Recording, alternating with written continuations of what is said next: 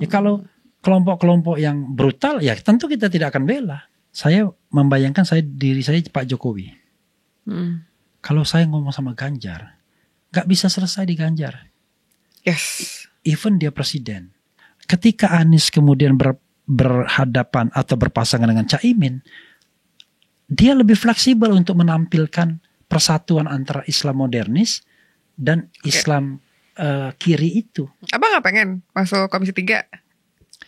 Kalau misalnya politiknya lurus mau. Kalau Gitu. misalnya menang dan ternyata pemerintahannya amburadul, banyak korupsi gitu ya, dan ternyata tidak sesuai dengan apa yang masyarakat inginkan, apakah Bang Refli akan mengkritisi? Bang Refli Harun, terima kasih sudah hadir di Geolive. Terima kasih. Kita tuh sebenarnya, saya sih sebenarnya pengen banget mengundang Bang Refli Harun karena bosen banget sama koalisi. Pengen yang oposisi banget. Betul ya, Bang Refli ini oposisi banget ya. Konsep oposisi itu harus kita bagi dua. Oke. Ya, oposisi in system, ya, oposisi out of system, ya. Kalau opposition in system itu adalah partai-partai yang tidak bergabung dengan pemerintahan. Kalau dalam konteks sekarang, opposition in system itu ya Demokrat sama PKS kan cuma dua partai itu. Tapi kalau oposisi di luar sistem ya mereka-mereka yang bersikap kritis dengan pemerintahan dan itu dilakukan secara konsisten, bukan sekali-sekali ya. Kalau saya mau dikategorikan sebagai oposisi, ya mungkin juga, tapi oposisi pemikiran ya. Oh begitu. Karena saya kan ada media yang saya bisa mengeluarkan pendapat setiap saat, anytime ya kan, bahkan anywhere juga kalau mau. Yang sangat kontradiktif pastinya. Iya, tapi pada dasarnya kan saya bukan orang yang too eksesif kalau mau mengkritik orang ya. Misalnya menggunakan kata-kata yang menghina, enggak. Saya ingin tunjukkan di mana kelebihannya dan di mana kekurangannya. Karena itu ya dalam kesempatan ini ya kita bisa berargumen. Coba misalnya you name it. Mana kelebihan pemerintahan, mana kekurangannya. Kan kita bisa put everything on the table dan nanti kita akan tahu. Oh ternyata misalnya gini, satu hal. Ternyata pembangunan infrastruktur apakah itu membawa dampak yang diharapkan atau tidak. Kalau belum ya kita katakan belum. Kan kalau kita bicara tentang pembangunan infrastruktur misalnya. Pelabuhan misalnya, bandara, jalan. Nah itu apakah itu berdampak pada kehidupan masyarakat banyak atau tidak. Apakah dia sudah memiliki dampak ke bawah. Tapi kalau misalnya barang dan jasanya ternyata sama saja bahkan lebih mahal. Artinya segala infrastruktur itu belum berdampak. Gitu. Bukan tidak penting tapi belum berdampak begitu. Baik. Oke. Jadi Anda ini sebenarnya oposisi dalam arti ke sistemnya yang tidak berjalan. Saya mengatakan saya seorang konstitusionalis. Oh, baik. Ya, karena background saya kan hukum tata negara. Ya. Jadi konstitusionalis itu adalah kita mendambakan negeri ini adalah negeri yang kalau dalam istilah agamanya baldatun thayyibatun wa rabbun ghafur. Kalau dalam istilah umumnya gemah ripah loh jinawi. Kalau dalam bahasa konstitusinya adalah negara yang melindungi segenap bangsa, kemudian mensejahterakan rakyat, kemudian mencerdaskan dan agar kita menjadi insan-insan yang compete di dunia internasional, berlomba-lomba untuk menjadi bagian pionir dari perdamaian dan kedamaian dunia kan begitu. Artinya yang keempat itu kita bicara tentang kualitas manusia Indonesia kan di dunia ini. Sementara yang pertama, kedua dan ketiga itu kita bicara mengenai hak yang harus diberikan oleh negara kepada rakyat. Yaitu negara harus melindungi, negara harus mensejahterakan, negara harus mencerdaskan. Nah, yang mirisnya adalah ternyata yang dilakukan negara sebaliknya misalnya. Baik. Negara tidak melindungi, menerapkan undang-undang yang bisa menjerat siapa saja yang berbeda pendapat, masuk penjara kan begitu. Tidak mensejahterakan karena ternyata korupsi makin tinggi, pengangguran masih tinggi, kemiskinan masih tinggi kan begitu. Setuju. Tidak mencerdaskan karena ternyata pembangunan SDM tidak sebagaimana diharapkan. Banyak orang yang kemudian tidak bisa melanjutkan sekolah misalnya. atau kampus-kampus, pusat-pusat pendidikan tidak memiliki kualitas yang lebih baik dibandingkan negara yang dulu pernah belajar sama kita, Malaysia misalnya. Nah, jadi yang seperti itu, saya kira hal-hal yang didambakan masyarakat kan. Masa kita salah ngomong begitu? Iya kan? Saya nothing to do dengan misalnya bagaimana presiden kita itu, bagaimana misalnya bentuk tubuhnya, rambutnya, gaya ngomongnya, itu nggak saya urusin. Tapi yang saya urusin adalah bagaimana kebijakan dia. Nah, kenapa kemudian presiden menjadi pusat, ya kan? Pusat kritik. Karena kita sistem pemerintahnya presidensil. Ya, presidensil di mana presiden itu tidak hanya sebagai kepala negara, tapi juga sebagai kepala pemerintahan. Kalau di luar negeri, memang raja dan ratu nggak boleh dihina. Walaupun di Inggris, orang kadang-kadang juga menghina raja atau ratunya. Karena atas nama kebebasan pers, mereka punya in certain degree, mereka punya perlindungan itu. Dan juga kan mereka adalah tokoh publik. Ya. Tetapi secara umum, the queen atau the king can do no wrong. Sebagai kepala negara, mereka tidak punya kesalahan apapun karena mereka bukan absolut pokoknya ya. Bukan, mereka bukan pejabat eksekutif. Oh, oke. Yang day to day menentukan hajat hidup orang banyak. Nah, yang menentukan hajat hidup orang banyak itu yang di Downing Street number 10 itu, yaitu Perdana Menteri Prime Minister yang sekarang keturunan India, keturunan Asia Selatan. Nah, mereka lah yang kemudian yang harus menjadi sasaran kritik. Nah, di Indonesia ini karena sistemnya presidensil, orang sering nggak paham, ya, seolah-olah the president can do no wrong. Wah, ini kan kepala negara katanya, simbol negara. What? Mereka tidak paham bahwa yang namanya seorang presiden itu adalah pejabat eksekutif yang membuat kebijakan sehari-hari yang berdampak kepada kehidupan kita. Ya, mandat presiden pun dari kita, beda sama mandat raja dan ratu Inggris misalnya, bukan dari rakyat mandatnya. Mandatnya itu dari keturunan. Ya mungkin dia beruntung menjadi keturunan raja dan ratu yang sampai sekarang masih bertahan. Artinya since birth, sejak mereka lahir dia udah bakal jadi raja atau ratu. Ya kan? Tapi kalau presiden kan tidak. Tidak ada orang yang bisa menjamin misalnya seorang bayi lahir, wah ini bakal jadi presiden. Tapi dalam sistem kerajaan, begitu dia lahir, ini putra mahkota. Kan begitu. Karena itu beda. Baik. Tapi Bang Refli ini kan pernah masuk ke dalam pemerintahan sebenarnya, ya kan, pernah jadi staf khususnya Mensesnek, ya kan, pernah di mungkin beberapa jabatan di 2018 juga ya kalau nggak salah ya, jadi BUMN ya kalau nggak salah.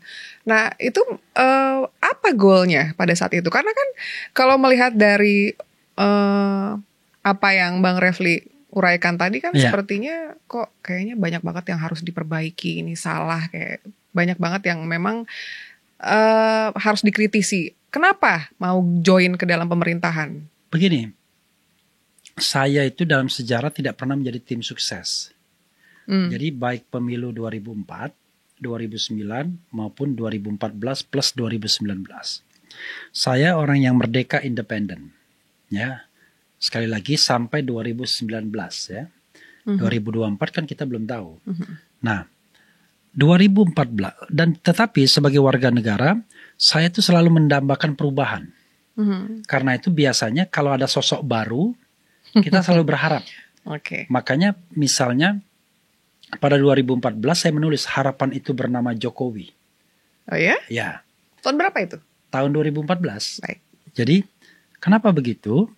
Karena saya selalu mengidamkan bahwa siapapun pemimpin baru yang terpilih itu memberikan harapan. Tapi saya sudah realistis dalam tulisan saya itu. Kalau ada ekspektasi dari rakyat 100%, itu rasanya bisa 30-40% direalisasikan saja sudah bagus. Tapi one thing for sure yang harus digarisbawahi adalah bahwa dia itu harus menunjukkan bahwa dia bekerja keras untuk mewujudkan itu. Sehingga kalaupun gagal, nggak ada masalah. Kan begitu? Oke, kita letakkan. Nah, karena itu saya tidak heran pada 2014 punya preferensi kepada Jokowi. Preferensi.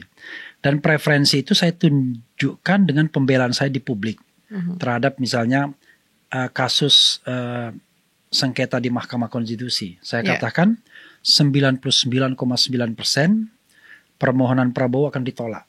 Dan semua langsung jatuh cinta ya. Langsung jatuh cinta ya kan. Iya. Dan tiap hari saya diundang di stasiun televisi kan. Yang kita tahu bahwa stasiun televisi itu tim suksesnya Jokowi kan begitu. Berhadapan dengan stasiun televisi lain yang tim suksesnya Prabowo Subianto. Yeah. Nah, setelah masa berakhir, ada konsolidasi membentuk kabinet dan lain sebagainya. Kemudian Mensesnek membutuhkan seorang ahli hukum tata negara. Saya bukan first priority sebenarnya.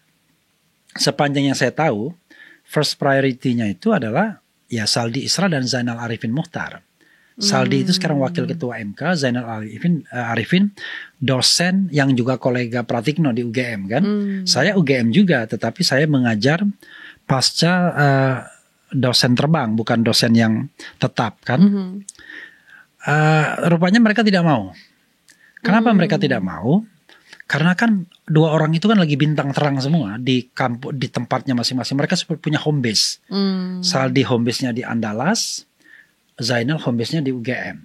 Dan untuk dalam mengacak-ngacak fora nasional mereka tidak membutuhkan jabatan, kira-kira begitu. Iya. Ya kan? Mereka ada di comfort zone. Ya, dalam tanda kutip. Sementara saya freelance, orang bebas yang tidak memiliki apa istilahnya, pijakan institusi. Jadi saya tidak terikat pada institusi apapun yang mengharuskan saya harus menunaikan komitmen dan lain sebagainya. Saya free man, ya kira-kira begitu. Nah, ketika saya berkonsultasi dengan dua sahabat saya ini, mereka mendorong. Pintar mereka menjebloskan saya kan untuk menjadi staf khusus itu, karena mereka berharap saya jadi bridging antara civil society dan pemerintahan. Sebagaimana dilakukan Denny Indrayana ketika pada masa pemerintahan SBY kan. Kan banyak dia menjadi bridging. Sehingga entah unfortunately atau fortunately dia dimusuhin sendiri oleh kalangan pemerintahan. Karena misalnya membocorkan soal pajak, ya kan dulu ada Gayus Tambunan kan. Yeah.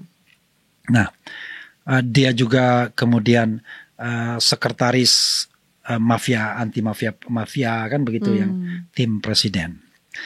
Tapi rupanya saya punya komitmen, saya tidak mau diikat.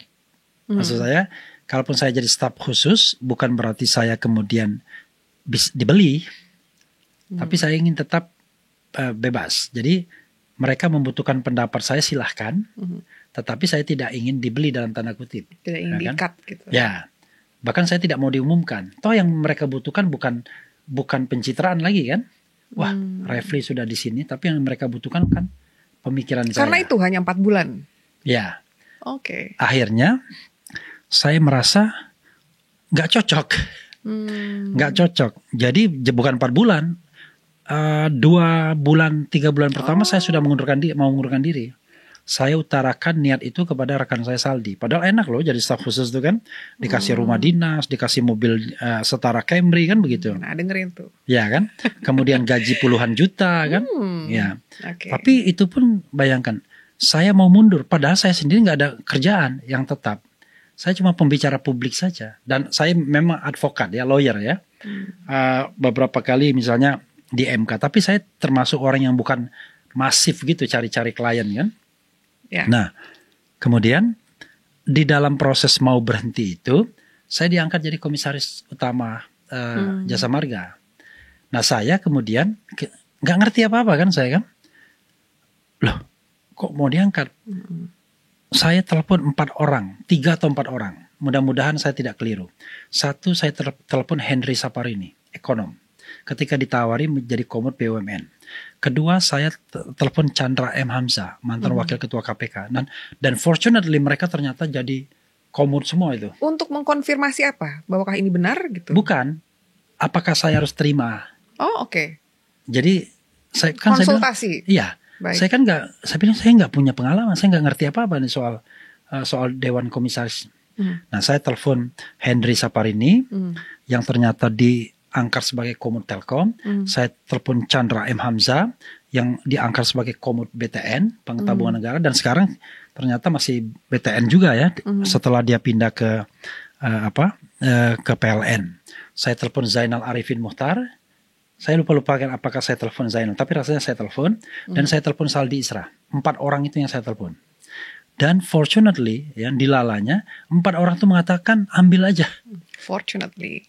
Ya, saya bisa unfortunately, bisa fortunately, saya nggak tahu. Tapi saya mengatakan fortunately itu nanti akan ujungnya, ya.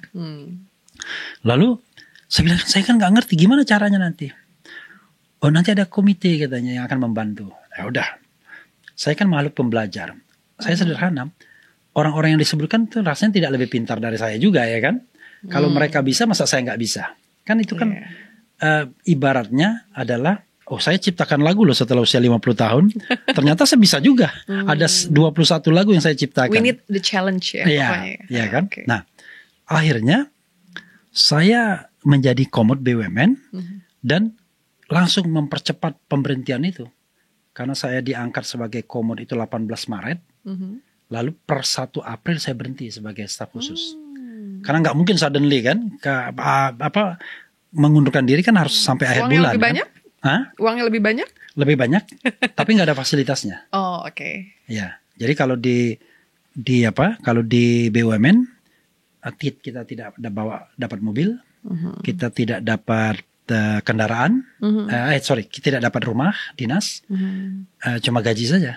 Jadi kalau kita misalnya belum punya rumah, belum punya kendaraan, dikonversi hanya akan jadi staf khusus. Apalagi kalau kita mental korup kan, kalau menjadi inner circle kekuasaan kan, upeti mungkin jauh lebih banyak dibandingkan gaji kita kan gitu. Nah, tapi saya tidak mempertahankan itu, dan kemudian jadilah saya komisaris selama 5 tahun, 3,5 tahun di Jasa Marga, kemudian 1,5 tahun di Pelindo 2. Dan ini fortunately selama jadi komisaris utama saya sudah menghasilkan 3 buku.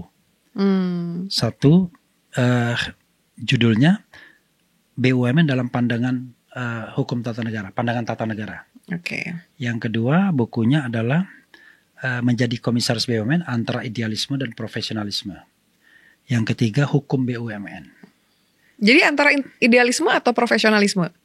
Ya, artinya idealismenya itu adalah sebagai seorang ahli hukum tata negara, saya tetap berpikiran kritis sesuai dengan ilmu saya. Tapi sebagai Komod BUMN saya juga harus profesional bekerja di sana. Bisa? Bisa. Kan bidangnya kan beda. Baik. Kan artinya gini, saya kan bukan seorang staf menteri. Tapi saya adalah Komod BUMN. Jadi ketika saya sebagai Komod BUMN, ada 3 hal yang barangkali sulit dilakukan orang lain. Saya tidak pernah merekrut satupun karyawan. Jadi you can check, ada nggak orang yang direkrut Refli Harun baik di Jasa Marga maupun di Pelindo 1. Yang kedua, saya tidak pernah menerima uang tambahan selain honor. Yang ketiga nggak pernah bicara proyek, apalagi ngegolkan proyek bagi orang lain. Walaupun saya tahu fitnah selalu ada kan, ya. Tetapi kalau saya misalnya bermasalah, udah ngibrit, saya ketakutan ketika menjadi oposisi seperti ini akan dicari celah-celahnya kan. Kan kita kan biasa politik saling sandra kan, iya kan? Iya. Waduh, ini nanti kita akan bongkar. Jadi waktu saya kritis pada pemerintahan.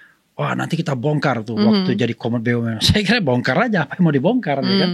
Karena saya melakukan itu secara transparan dan tidak ada vested interest apa-apa. Karena saya melakukan itu karena saya bukan businessman, saya tidak punya teman-teman bisnis society, sehingga bagi saya mudah sekali menjalankan peran itu.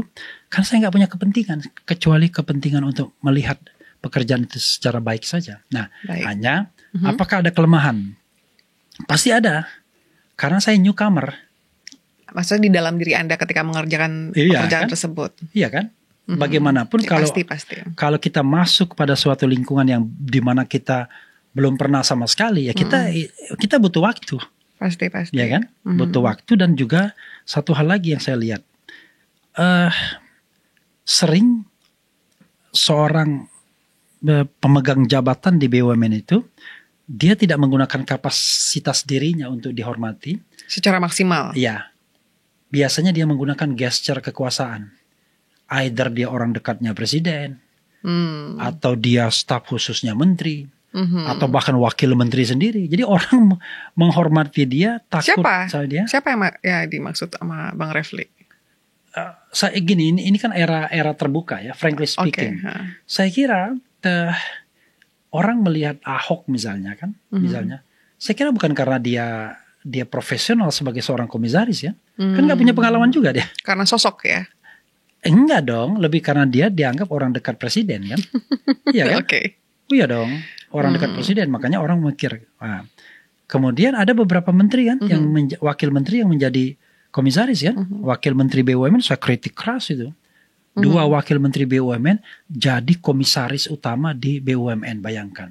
Yang dikasih BUMN yang basah lagi, yang sudah running well. Tapi kalau begitu, kalau misalnya Bang Refli berpikir seperti itu, apakah mungkin nggak Bang Refli juga diajak gabung karena mungkin ya Bang Refli bilang sendiri juga nggak ada pengalaman kan, gitu. Pernah terpikir nggak kenapa ditarik? Ya, saya kira mereka mungkin mau mengucapkan terima kasih kepada saya. Is it fair? Is it fair for them to do that gitu di dalam pemerintahan? Begini, tergantung bagaimana kita melaksanakan itu. Kalau saya kan punya ukuran itu begini. Saya akan mengerjakan sesuatu yang akan saya pahami dan saya bisa. Dan saya bisa lah. Kok nggak bisa gimana? Saya kan S3 hukum gimana? Jadi kalau kita bicara mengenai BUMN, saya mengatakan ada 3 ilmu yang harus dipunyai. Dan tidak harus 3-3-nya kita. Apa itu? 4 sih sebenarnya ya. 1 ilmu ekonomi, terutama finansial, keuangan. Finance. Karena bagaimanapun kan yang namanya financial statement kan kita harus tahu kan. Dan yang kedua terkait kadang-kadang perlu dan tidak perlu, tapi penting juga tata kelola pemerintah, tata kelola GCG, good corporate governance. Jadi tata kelola perusahaan yang baik, ya kan? GCG, good corporate governance. Yang ketiga pengetahuan teknis. Teknis kalau dia jalan tol ya berarti dia punya kemampuan teknis di situ. Yang keempat apa yang paling penting? Hukum. Masa Anda jadi pengawas nggak paham hukum? Iya kan? Karena itu saya merasa aneh. Ini orang coba bandingkan misalnya sosok Refli Harun jadi komut dibandingkan dengan orang-orang lain tuh yang backgroundnya nggak jelas misalnya. Saya kira saya masih compete lah, masih kompetisi, masih. Tetapi karena saya sangat dikenal sebagai ahli hukum tata negara, seolah-olah orang hukum tata negara tuh nggak paham yang lainnya. Iya. Padahal yang namanya mahasiswa fakultas hukum itu belajar sebuah hukum pidana, perdata, perusahaan, dan sebagian besar yang hukum yang kita pelajari itu bukan kita pelajari dari sekolah atau fakultas. Itu udah lewat, sudah out of date. Yang kita pelajari itu hukum-hukum baru. Iya betul. Tapi kan dasar ilmunya kita ada. Kasus-kasus yang baru yang masuk, betul kan? Undang-undang yang baru, ya kan? Saya nulis misalnya hukum BUMN. It was 2020. Sekarang ya sudah out of date beberapa, karena aturannya kan bisa berubah. Betul. Ya, biasanya kalau di luar negeri kan setiap tahun itu diupdate. Diupdate, dicetak ulang, ya kan begitu. Kalau kita kan nggak bisa. Kita dunia buku kita bukan dunia yang menguntungkan kita. Kita spending money untuk membuat buku. Kalau orang lain getting money, kalau kita spending money untuk buat buku, kan begitu. Oke. Memulai obrolan ini dengan backgroundnya Bang Refli nih tadi karena pengen. Sorry saya tadi karena dikasih sate makanya ada yang lengket-lengket di mulut saya. Oke tapi nggak apa-apa kan, yang penting natural kan? Nggak itu oke. Mau minum dulu Bang Refli? Oke. Oh ada air putih mungkin? Coffee, it's okay. Kopi cukup. Bismillah. Minum dulu. Tapi enak ya satenya? Enak. Makanya saya habis tadi 1 piring itu berapa? 10 tusuk kan? Tambah 13 berarti saat tanpa makan nasi tapi oke. Gimana? Oke. Stop dulu sebentar. Oke. Sip. Oke, kita lanjut. Nah, kita pengen ngebahas tadi backgroundnya Bang Refli dulu karena saya cukup yakin walaupun ya siapa sih yang ya mungkin orang pasti kan kita banyak penonton Geolive ini banyak Gen Z by the way. Jadi biar banyak yang tahu juga Bang Refly Harun ini bukan cuma YouTuber, tapi backgroundnya di dalam pemerintahan juga ada, dan beliau adalah ahli tata negara ya, hukum tata negara. Nah, sekarang kita pengen ngomong tentunya pasti ke pemilu saat ini dulu ya, kita loncat. Nah itu sedikit. Salah satu expertise saya pemilu itu. Karena dulu saya pernah jadi peneliti senior di Center for Electoral Reform. Oh gitu. Ya, lalu saya mendirikan sama Hadar Gumai, anggota KPU mantan, itu mendirikan COREC, Constitutional and Electoral Reform Center. Tetapi ya COREC tidak berjalan baik dibandingkan CETRO ya. Kalau CETRO dulu pionir dia isu-isu pemilu dan perubahan konstitusi. Itu. Dulu kalau kita kenal misalnya Smita Noto Susanto dan Hadar Gumai. Itu pionirnya, dan saya. Apa yang digunakan sekarang? Ya, sekarang digunakannya apa? Mereka ada organisasi baru kalau Hadar Gumai ya, Negrit namanya. Okay. Kemudian dulu yang sering bantu mereka tuh saya, Denny Indrayana, kemudian Saldi Isra. Baik. Nah, jadi sekarang udah beda-beda. Saldi Isra sudah menjadi wakil ketua MK. Denny Indrayana lawyer yang punya kantor di Melbourne ya kan, selain di Indonesia. Refly Harun ya begini-begini aja. Oke. Kalau kita lihat dari ya mungkin sebelum 2014 itu masa lalu lah ya. Kita lihat dari sejak Jokowi head to head sama Pak Prabowo. Kan kalau kita lihat, mohon maaf kalau misalnya saya salah, tapi Bang Refly itu sebenarnya nggak pernah kelihatan cenderung ke kanan ke kiri sebenarnya kan? Sebenarnya ya. Iya. Inside your heart nggak tahu ya. Tapi kalau kita lihat kayaknya nggak ada kecenderungan ke sana kemari. Semua cukup objektif gitu penilaiannya, walaupun bahkan ketika ada gugatan ke MK dan lain-lain gitu. Nah sekarang penasaran banget gitu. Bang Refly ini kan betul. Kalau kita bicara oposisi sekarang ya cuman Anies aja kayaknya kalau kita melihat gitu ya. Kalau dari tiga calon dari tiga calonnya pasti cuman Pak Anies aja. Kenapa? Kenapa mohon maaf, tapi sepertinya Bang Refly memang memilih. Apakah tim kemenangan Anies? Bertanya dulu nih. Wah, itu a good question ya. Iya. Pertama, saya belum tergabung dengan tim kemenangan. Oke. Saya juga belum tergabung dengan relawan. Tapi adapun saya sering bergaul sama mereka sebagai teman, sering. Karena Anies kan teman saya, 89 kan, angkatan sama di UGM. Ganjar teman saya juga, 87 dia. Tapi nggak mau temenan. Sekarang. Mungkin gini, jadi kan orang kan boleh berpikir idealistik. Nah nanti saya jelaskan pertanggungjawaban idealismenya aja. Jadi boleh tanya apa aja. Nah gitu kan paling gampang. Baik kalau gitu. Kenapa Anies? Sebelumnya saya akan jelaskan pergeseran yang terjadi di saya. Ya, saya udah katakan bahwa saya belum pernah punya pengalaman menjadi tim sukses. Siapapun. Ya, mulai dari SBY 2004, 2009, Jokowi 2014, 2019. Saya menampilkan diri sebagai seorang pengamat hukum tata negara, pengamat pemilu yang berusaha menjelaskan fenomena pemilu, dan kecenderungannya adalah saya bergerak di civil society instead of gabung dengan tim-tim pemenangan. Jadi kita punya agenda civil society itu adalah pemilu yang jurdil tentunya kan. Kita tidak ingin pemilu itu curang misalnya. Itu agenda civil society yang saya kira sampai sekarang bukannya makin mendekati tapi makin jauh gitu dari itu. Makanya kadang-kadang saya nyindir tuh teman-teman saya kan yang masih tinggal di sana. Titi Anggra ini kemarin saya sama-sama di Palembang kan diundang. Saya bilang, "Ti, kamu tahu nggak pemilu kita ini udah disetting begini-begini hasilnya. Lalu ngapain juga kamu berjuang untuk pemilu yang jurdil?" Saking kita itu sudah mulai nggak percaya bahwa pemilu itu bisa jujur dan adil. Nah, itulah salah satu yang menyebabkan saya pikir agak pindah lokus. Karena keep netral itu bagus kalau everything is going right ya kan. Tapi kalau misalnya banyak hal yang buruk, misalnya satu contoh pemilu, yakin nggak bahwa apa yang diumumkan, saya bilang pemilu itu tidak hanya pilpres toh, ada DPR, DPD dan DPRD. Yakin nggak bahwa yang diumumkan KPU atau KPUD itu adalah mereka yang dipilih rakyat. Saya nggak yakin loh. Terutama di DPD ya? Oh enggak dong. DPR juga iya, DPRD juga iya. Kan saya juga pernah ngikutin kasus-kasus di mana anggota KPU-nya main. Bahkan sekarang ada kan yang wanita emas kemarin kan. Kemudian Bawaslu-nya main. Mantan Bawaslu main. Ya kan? Jadi sampai kapanpun sepertinya bakalan terus ada gugatan ke MK ya atas hasilnya. Salah satu indikatornya adalah saya kira cuma kita dan beberapa negara yang buruk seperti Meksiko dan Brazil yang sengketanya banyak. Ya, ratusan ada sengketa. Karena apa? Karena pemain semua. Yakin nggak bahwa kita tidak ada money politik? Money politik semua. Bahkan saya mengatakan barangkali kalau yang terpilih 575, jangan-jangan yang money politik 580.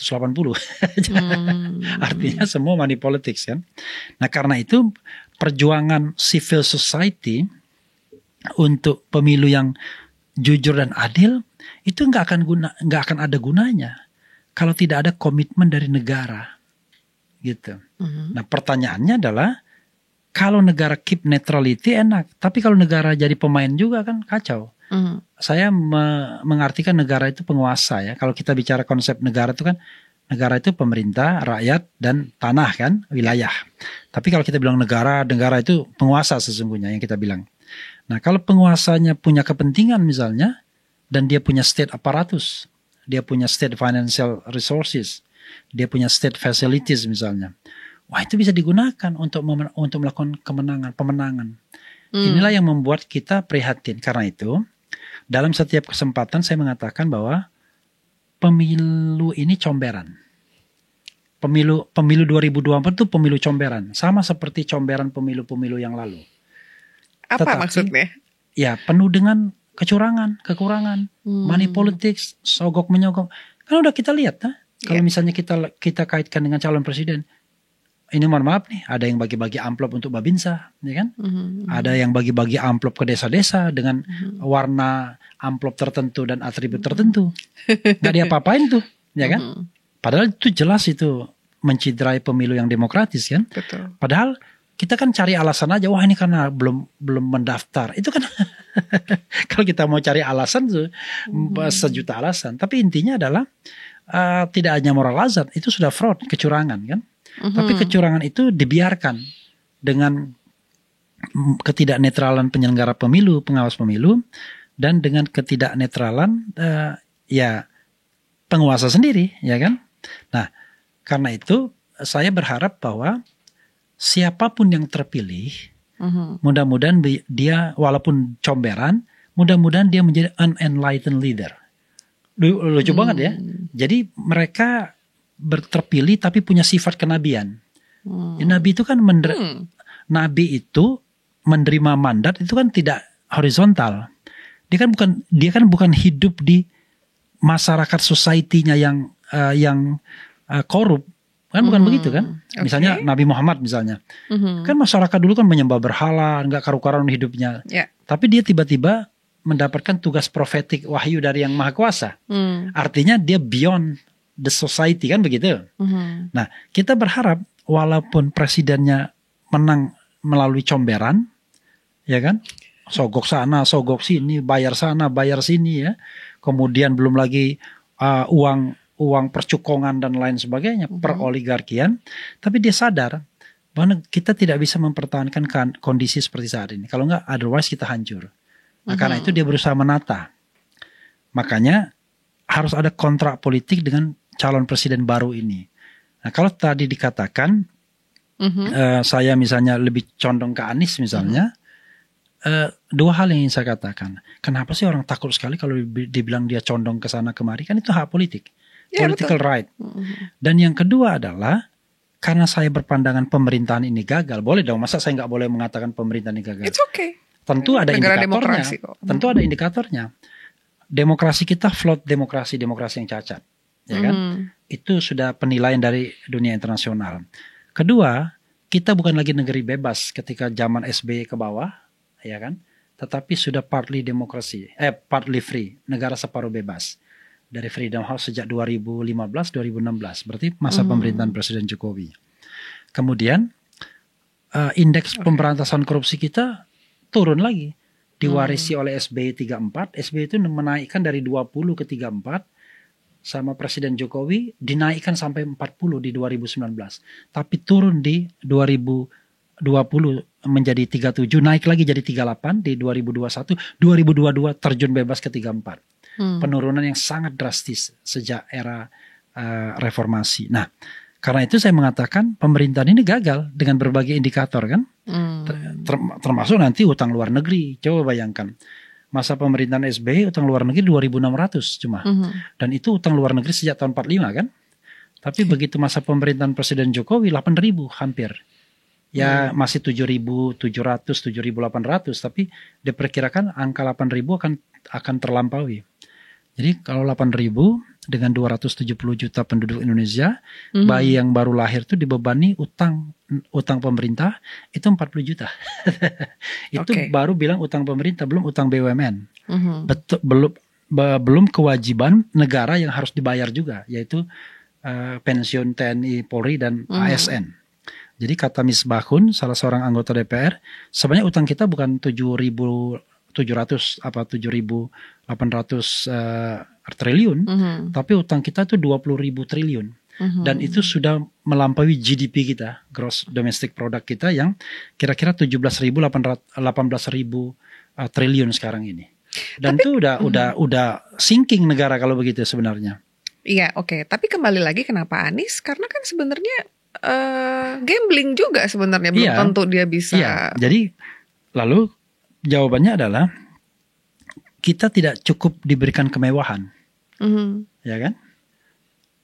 Kemewahan untuk pick somebody, ya kan? Untuk menjadi calon presiden gara-gara presidensial threshold, ya kan? Presidensial itu membuat calon ini pucu-pucu, sampailah kemudian ada Anies Caimin, ya kan? Anies AHY-nya ngambek dan lain sebagainya. Coba kalau semua partai bisa nyalon kan, nggak pusing dia. Tapi karena ini 20% dan yang 20% itu cuma PDIP, hanya PDIP yang tidak perlu berkoalisi, yang lainnya perlu cari partner, ya, maka kita tidak punya pilihan kecuali 3 sosok ini, Prabowo Subianto, kemudian Ganjar Pranowo, Anies Baswedan. Dan dari 270 juta rakyat Indonesia, itu yang menentukan calon presiden itu cuma 3 orang saja. Itu ironi dari demokrasi kita. 1 Megawati Soekarno Putri yang menentukan Ganjar Pranowo, 2 Prabowo Subianto yang menentukan dirinya sendiri, 3 Surya Paloh yang menentukan Anies Baswedan. Nah, tinggal nanti cawe-cawenya kekuasaan tinggal kan untuk memenangkan dan mengalahkan sosok yang barangkali diinginkan atau tidak diinginkan. Karena itu, karena saya menganggap ini pemerintahan gagal, maka tentu saya harus mendukung spektrum yang paling jauh dari kekuasaan. Bukan berarti saya tidak di-approach oleh tim lain. Ada yang approach saya kan. Lebih makmur. Oke. So it's not about business ya? Oh iya. Bahkan we spend money untuk iya. Maksudnya misalnya kalau kita ikut kegiatan, kita biaya sendiri kegiatan itu. Tapi kalau melihat, mohon maaf ya, kita agak pindah sedikit. Kalau kita bicara mengenai kemungkinan menangnya, kayaknya Pak Anies kayaknya jelek sekali elektabilitasnya. Apalagi setelah dengan Caimin. Enggak, itu ada 2 hal ya. Ada 2 hal yang ingin saya katakan. Saya percaya dengan survei. Tapi sekarang saya nggak bisa percaya dengan survei. Kenapa? Dan coba tingkat kepercayaan orang pada survei itu rendah banget sekarang ini. Coba tanya misalnya, Anda percaya nggak survei? Kenapa? Indonesia ini jorok dalam manajemen mengatur survei ini. Kenapa? Karena yang namanya pollster itu sekaligus campaign manager. Iya. Gimana kepentingan ya? Jadi konflik of interest dia di situ.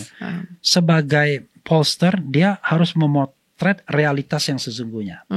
Tapi sebagai campaign manager dia punya kepentingan untuk memenangkan calonnya. Sekarang bayangkan kalau di satu tangan, maka survei itu tidak dijadikan alat untuk memotret realitas, tapi untuk kampanye. Anda bisa bayangkan kalau seandainya orang dibayar ratusan miliar, ya puluhan sampai ratusan miliar untuk mengadakan series survei, dan kira-kira yang meng-hire Anda hanya mendapatkan nilai-nilai jelek, nggak mungkin kan rasanya, ya kan? makanya realitasnya adalah ketika misalnya Presiden Jokowi dipersepsi mendekat kepada Pak Prabowo misalnya, survei Pak Prabowo langsung bagus nomor 1. Padahal dulu yang menang selalu Ganjar. Tapi kalau bicara cawe-cawe kan bisa aja sebenarnya Pak Jokowi juga cawe-cawe. Tapi saya belum selesaikan ini. Oh belum selesai, silakan. Sehingga saya menganggap kita tidak boleh menjadikan survei hanya satu-satunya indikator. Ya. Apalagi survei kita unpredictabilitasnya tinggi sekali. Ya. Dan ambil juga dong yang lain. Misalnya big data, Google Trend, ya kan? Kemudian juga polling yang dilakukan lembaga-lembaga independen. Saya kalau mengadakan polling yang menang pasti Anies. Dan yang yang memilih 100.000 orang. Pertanyaannya adalah nanti Anda akan bilang, oh kan Anda kan nggak ilmiah dan lain sebagainya. Anda bisa jamin pollster itu ilmiah dengan 1.200 respondennya. Dia mengatakan ilmiah. Saya ingat Syahganda Nainggolan, pollster di Amerika Serikat, ya lembaga polling di Amerika Serikat itu memiliki beberapa ahli statistik yang betul-betul bisa dipertanggungjawabkan. Kalau kita ahli statistiknya satu aja tamatan biasanya. Pokoknya yang penting bisa bikin statistik. Sisanya pengamat politik. Iya. Kan begitu. Betul. Pertanyaannya adalah, ini Anda pengamat politik atau sebenarnya ahli statistik? Karena dengan gampangnya mereka akan menjudge. Menjudge-nya kan ini ada berita nih.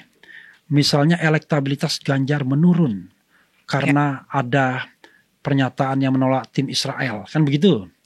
Lalu ini ada hasil. Dia tinggal sesuaikan aja kan. Kalau hasilnya jelek, ada pengaruhnya. Kalau hasilnya bagus, tidak ada pengaruhnya. Oke. Jadi karena itu menurut saya masuk akal. Menurut saya daripada kita pusing dengan survei, lebih baik kita meyakini apa yang kita yakini sebagai jalan yang baik secara subjektif. Saya mengatakan begini, kalau kita memilih yang baik, kita nggak pernah menyesal. Karena menang dan kalah itu yang Maha Kuasa yang akan menentukan. Tapi kita sudah benar keberpihakan kita. Jadi kita berpihak itu bukan karena dibayar, ya kan? Bukan karena diiming-imingi, tapi karena bergerak dengan hati nurani. Bahkan untuk bergerak itu kadang-kadang kita keluar uang sendiri. Misalnya kita membiayai, bayangkan misalnya saya diundang untuk bicara misalnya di kegiatan tim Anies, tapi nggak ada tiket pesawatnya, saya beli sendiri tiket pesawatnya. Kan itu kan konyol. Kalau tim lain barangkali, wah selain dikasih tiket pesawat, jangan-jangan ikut private jet juga kan, bisa dikasih honor yang gede. Misalnya ada mahasiswa misalnya, wah ini kan harus dikonfirmasi, tapi saya tidak sebutkan timnya. Wah, awal-awalnya mau ikut tim pemenangan A dengan idealismenya. Ujung-ujungnya pindah ke B. Kenapa? Konon dibayar 30 juta per bulan. Sebagai tim pemenangan misalnya. Siapa yang gak mau? Nah, karena itu no regret kalau kita membela sesuatu yang kita anggap benar. Jadi kalaupun misalnya dikatakan, wah nanti bakal kalah dan sebagainya. Pertanyaannya, kan gak ada jaminan Anies juga bisa begitu. Iya, gak ada jaminan. Tapi kan kita harus memilih, itu persoalannya. Kan pilihannya adalah dua hal. Anda mau memilih atau enggak. Nah, saya memilih. Karena saya memilih, maka saya bandingkan ketiga ini. 3 orang ini. Saya bandingkan kan. Coba you name it. Misalnya, saya agak nakal misalnya. Misalnya kita kirim 3 orang ini ke luar negeri. Kira-kira yang akan disambut siapa? Iya kan? Satu, oke, bagus, punya pengalaman luar negeri yang bagus, tapi track record tidak bagus di luar negeri. Ya kan? Menyangkut misalnya kejadian-kejadian masa lalu, saya tidak mau spesifik ya. Yang satu bahasa asing pun nggak pernah saya dengar. Betul. Nah, pertanyaannya adalah kita ini butuh etalase juga dong, pemimpin kita itu juga dihormati. Saya ingat Adi Masardi waktu dia jadi jubir Gus Dur itu, sedih dia melihat presidennya katanya. Begitu turun dari waktu kunjungan ke luar negeri, begitu turun ke pesawat dipapa, dituntun karena buta. Ini mohon maaf ya. Kemudian istrinya pun pakai kursi roda. Dia bilang, kok bisa ya negara kita sebesar ini presidennya begini. Tapi begitu Gus Dur menjadi pembicara di forum internasional, disitulah kebanggaan dia tinggi sekali. Kenapa?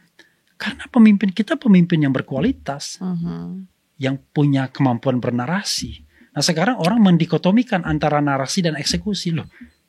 Kalau jadi pemimpin Anda harus paripurna. Bukan berretorika ya? Narasi. Oh baik. Jadi, tapi pertanyaannya apa yang salah dengan retorika? Retorika itu ilmu untuk berdebat kan? Baik. Iya. Jadi hanya orang-orang yang punya kemampuan narasi bisa berretorika kan? Oke. Jadi dia punya narasi. Tapi dia juga punya kemampuan eksekusi. Kan tak mungkin kita belah. Karena kalau levelnya itu adalah pemimpin nasional, bayangkan. Dia harus punya narasi untuk menggerakkan energi bangsa. Gak mungkin dia kan sekelas manajer perusahaan misalnya, yang bisa mendatangi satu demi satu karyawan. Kan gak bisa lagi. Kepemimpinan seperti itu kan gak masuk akal. Ya kan? Misalnya kita mendatangi wilayah yang begitu luas. Karena itu gunakanlah teknologi kan untuk menyampaikan ide dan gagasan sehingga bisa menyentuh sebagian besar orang. Itu narasi kan. Baik. Nah, eksekusi itu kita bicara manajemen. Ya, bagaimana mendaya fungsikan kementerian, pembantu-pembantu, bagaimana membuat pola hubungan pusat dan daerah, bagaimana menjadikan bupati, wali kota, gubernur ujung tombak pembangunan dan lain sebagainya, sehingga pembangunan itu integrated. Walaupun Anda berbeda partai misalnya, tapi Anda insistan tetap Indonesia kan begitu. Kalau sekarang kan enggak. Bupati wali kota seolah-olah punya agenda sendiri yang berbeda dengan agenda pusat. Apalagi kalau musim pemilu. Nah gitu.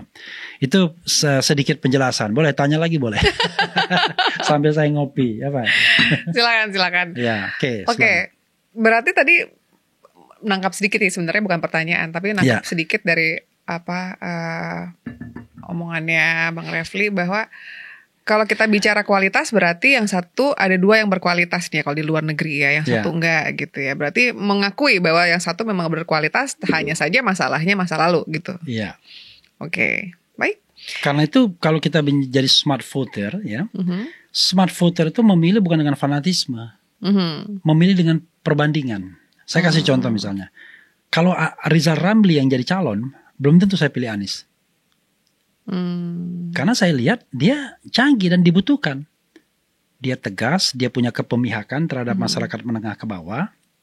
Dia ekonom dan dia punya lobby internasional yang kuat juga. Tapi orang seperti itu nggak akan muncul di permukaan, apalagi dengan sistem presidensial threshold. Karena belum apa-apa udah mau ngantem oligarki. Kalau Anda mau mengantam oligarki, udah nama Anda nggak akan timbul.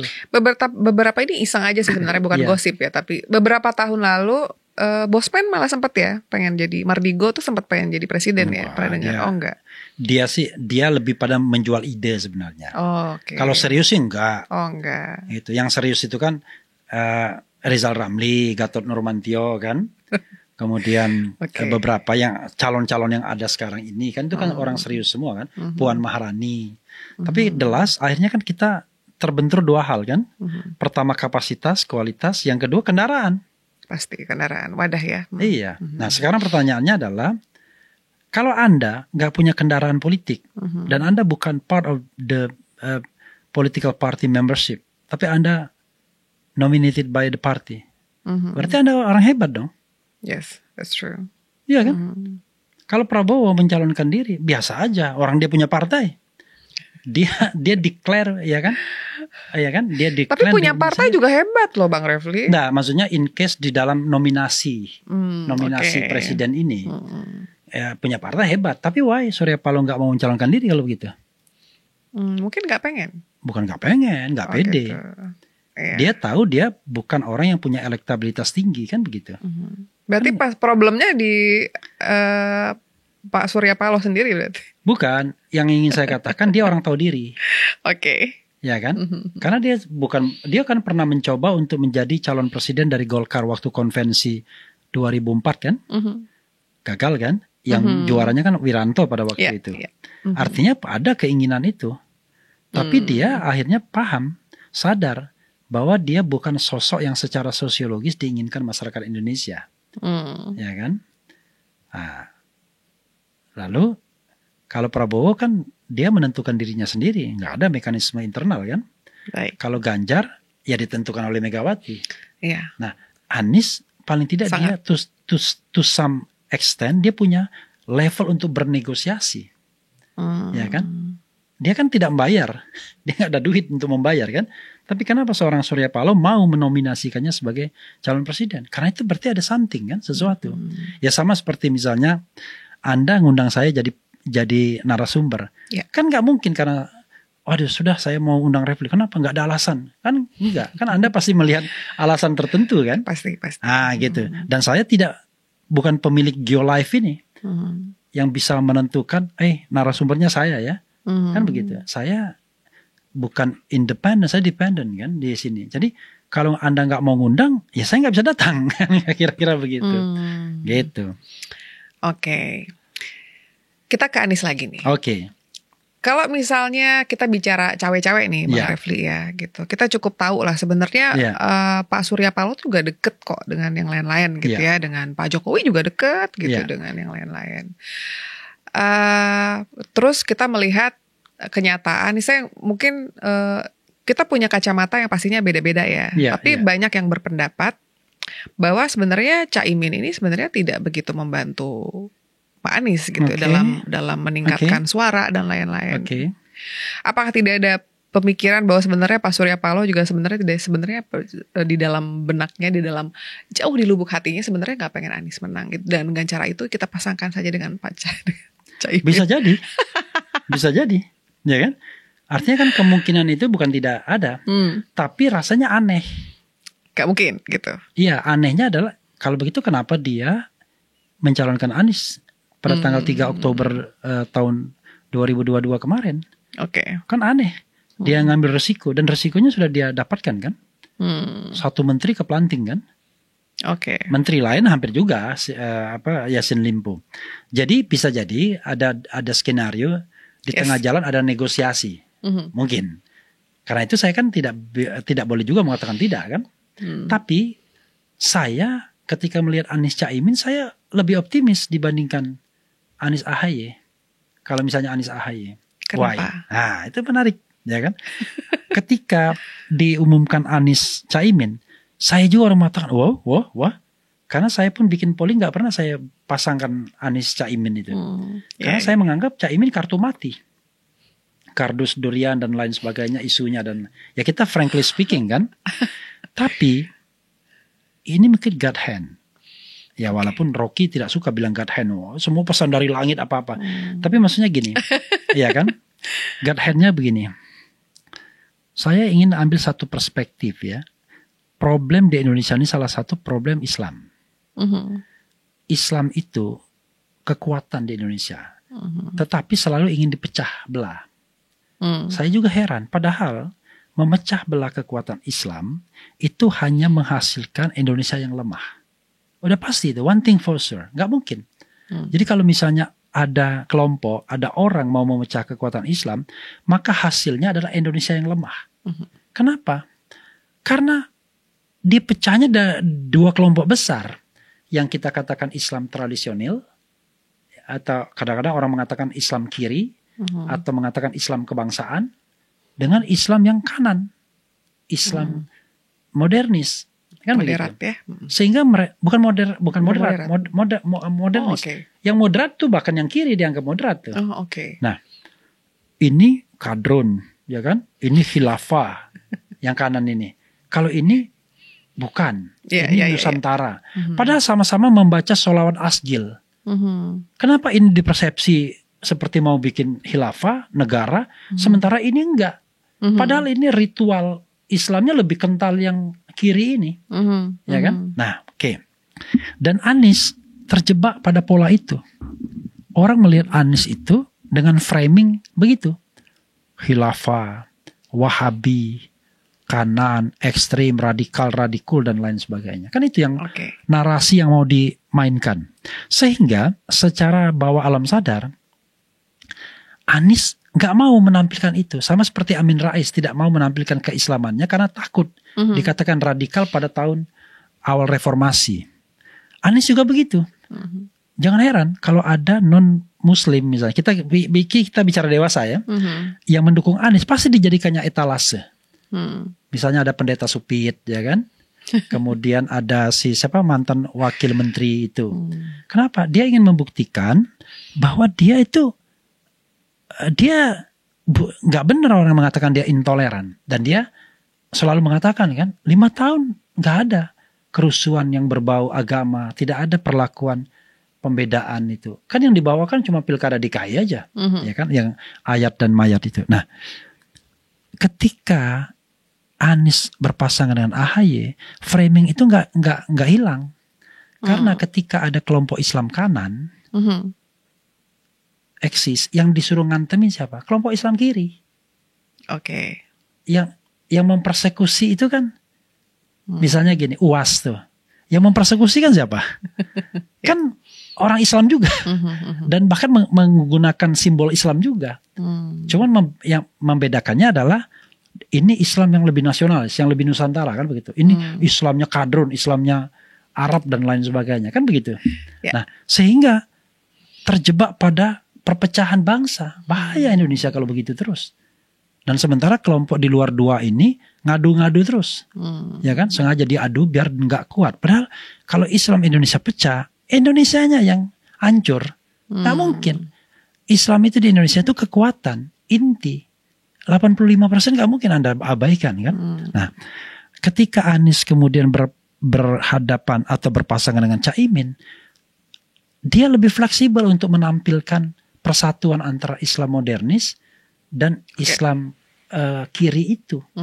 Sehingga sekarang Anies dengan santainya ngikutin ritual-ritual PKB. Saya nggak mengatakan organisasi itu kan, nggak bilang jangan kaitkan dengan itu, dengan ritual-ritual PKB yang intinya adalah masa dari organisasi itu kan. Sehingga dia lebih fleksibel dan tidak ada orang ngatain ketika ada sholawat asjil itu dia mengatakan ini kadrun dan lain sebagainya. Jadi sudah mulai cair. Begitu nanti itu cair semua, maka kita akan beradu gagasan. Tidak ada lagi labeling, ya kan? Jadi beradu gagasan. Harapannya seperti itu. Ya. Karena kalau seandainya itu sudah cair semua, maka orang tidak ada cara lain untuk memframing orang kan, negatif. Sehingga Anda harus beradu gagasan, beradu ilmu. Nah, disitulah nanti akan Anda lihat apakah Anda unggul atau tidak. Tapi selama framing itu dimainkan, maka kita tidak akan pernah bicara substansi. Orang tidak melihat Anies itu sebagai seorang lulusan Amerika Serikat, bayangkan. Dia kan lucu kan, di satu sisi dia dikatakan kadrun, dikatakan Wahabi, tapi di sisi lain antek Amerika. Itu sesuatu yang diametral banget gitu. Kan gimana caranya? At the same time Anda dibilang Wahabi, khilafah, kadrun, tapi di sisi lain Anda antek Amerika. Kan aneh. Nah, padahal kalau kita lihat latar belakangnya, jauh lebih modern dia latar belakangnya dibandingkan dua kandidat lainnya. Anies SD, SMP, SMA sampai kuliah di Yogyakarta. Yogyakarta itu kota yang melting pot. Justru itu representasi dari Republik Indonesia. Yang namanya UGM itu dari Sabang sampai Merauke ada. Plural sekali. Plural sekali. Yang non Muslim juga banyak di sana. Gitu. Begitu dia kuliah selesai, dia menyelesaikan S2 dan S3-nya di Amerika Serikat. Waktu dia SMA, dia dikirim pertukaran pelajar dan tinggal di keluarga non-Muslim. Jadi maksud saya, soal pluralisme itu sudah hatam bagi seorang Anies dalam perspektif pergaulan dunia. Oh, Ganjar nggak ada pengalaman pergaulan dunia seperti itu. Dia melihat pluralisme itu hanya dalam kacamata nasionalisme Bung Karno aja barangkali, ya kan? Tapi bukan pergaulan mondial. Anies mengalami pergaulan itu. To some extent Prabowo juga. Karena setelah dia era reformasi kan dia pergi ke luar negeri, bisnis dan lain sebagainya. Kemudian dia Jordania ya. Kan aneh juga kok di Jordania negara Islam. Dia mengalami itu juga pergaulan dunia. Tapi dia tetap ada label-label yang membuat dia barangkali tidak sefleksibel Anies. Anies di mata dunia nggak ada cacat. Masa? Oh iya. Yang belum diketahui mungkin? Enggak, cacat dunia internasional kan harus menjadi catatan. Catatan itu misalnya HAM, paling cacat itu pelanggaran hak asasi manusia dunia internasional biasanya. Jadi catatan itu ada di Prabowo kan, walaupun belum pernah bisa dibuktikan itu soal lain karena nggak ada proses pembuktiannya. Kemudian Ganjar nggak punya cacat, tapi Ganjar nggak dikenal, not recognized, itu masalahnya. Kan Anda kalau misalnya Anda nggak punya cacat tapi Anda nggak dikenal, ya sama buruknya kan. Tapi banyak juga pemimpin dunia yang punya kecatatan hukum dan akhirnya dipercaya untuk memimpin negara. Filipina? Siapa? Yang terakhir baru dipilih? Cacatnya di mana? Bapaknya yang cacat. Bapaknya ya, oke. Keluarganya. Iya, anaknya Marcos. Lalu apa bedanya Prabowo dengan menantunya Pak Harto? Nanti orang mengatakan begitu. Iya, oke. Enggak, dia enggak ada masalah. Bapaknya iya, anaknya Marcos ya. Gitu. Dan yakin itu tidak ada pengaruhnya ke anaknya gitu? Enggak, kita kan sesuatu itu kan kita tidak bisa melihatnya dari keturunan, tapi maksudnya apa yang dia lakukan, apa yang sudah dia lakukan sebagai track record dia, kan bisa put everything on the table kan, apa yang sudah dilakukan mereka itu. Oke. Kalau misalnya standarnya adalah internasional, berarti kan ini one of standard. Ya. Iya, kan saya kan cuma ambil satu contoh. Baik. Contoh lain kan banyak lah. Baik, tapi kan kita bicara kebutuhan Indonesia ya, gitu, di masa depan gitu. Yeah. Apa yang Pak Anies bisa berikan? Karena kalau kita melihat track record dia juga di Jakarta nggak se-amazing itu gitu. Ya, sekarang pertanyaannya adalah apa yang bisa diberikan Pak Prabowo dan apa yang diberikan Pak Ganjar? Track record apa yang mereka sudah ciptakan? Berarti ini mungkin nggak bahwa kita tuh kayaknya di 2024 ini kita bukan memilih yang terbaik, tapi kita memilih yang paling mending. Saya kan sudah mention dari awal kan? Iya, oke. Saya kan mengatakan kalau misalnya yang mencalonkan diri itu, jadi kan saya memilih itu kan karena membandingkan. Kadang-kadang orang tuh lucu. Misalnya gini ya. Saya ingat tuh Rocky Gerung bilang, apa hak Ganjar untuk menjadi calon presiden? Kan kita bingung. Apa? Dilihat dari prestasinya 2 periode loh di Jawa Tengah. Jawa Tengah itu masih salah satu provinsi yang paling miskin. Betul. Lalu upahnya paling rendah. Kemiskinan termasuk yang paling banyak. Lalu apa yang bisa nanti orang akan mengatakan, ya kasih kesempatan dong loh. Kok begitu jawabannya ya kan? Lalu Pak Prabowo, apa achievement Pak Prabowo sehingga dia pantas untuk dijadikan pemimpin? Misalnya sebagai Menhan, apa achievement dia? Saya bingung. Kita kan nggak pernah dites pertahanan kita sesungguhnya. Apakah benar dia memperbaiki pertahanan kita dan lain sebagainya? Tapi yang jelas food estate kan gagal kan? Ya, kan begitu. Nah, karena itu kita bicara tuh apple to apple. Jangan misalnya membandingkan Anies dengan gambaran yang yang kita buat sendiri. Kan harus ini kan. Oke. Anies waktu jadi DKI apa yang dia lakukan? Kemiskinan seperti apa? Peningkatan upah buruh seperti kan itu kan pakai data statistik semua. Cuman data statistik itu nggak bisa kita letakkan di Prabowo karena nggak jelas. Apa yang sudah dia lakukan. Tapi dia termasuk menteri yang dianggap paling berhasil misalnya. What? Itu hitungan berhasilnya saya khawatir ada menteri-menteri yang punya persepsi baik di masyarakat. Itu kan biasanya karena dia populer, dia dikenal masyarakat. Banyak menteri yang kita nggak kenal. Dia barangkali dia bagus, tapi barangkali juga nggak bagus. Populer gitu ya. Kurang populer. Tapi kan Prabowo nggak mungkin tidak populer. Orang dia 3 kali menjadi calon presiden kan, gitu. Ada di surat suara di seluruh Indonesia 3 kali. Nggak mungkin dia nggak ini. Jadi kalau misalnya di Sigi, ya orang cari yang dikenal dulu lah. Anda gimana memberikan penilaian terhadap orang yang nggak kenal? Misalnya gini, saya nggak kenal tuh yang namanya Menteri Pemberdayaan Perempuan, siapa namanya? Ya saya juga gak kenal. Anda juga gak kenal. Betul. Tetap bukan berarti dia tidak baik, belum tentu.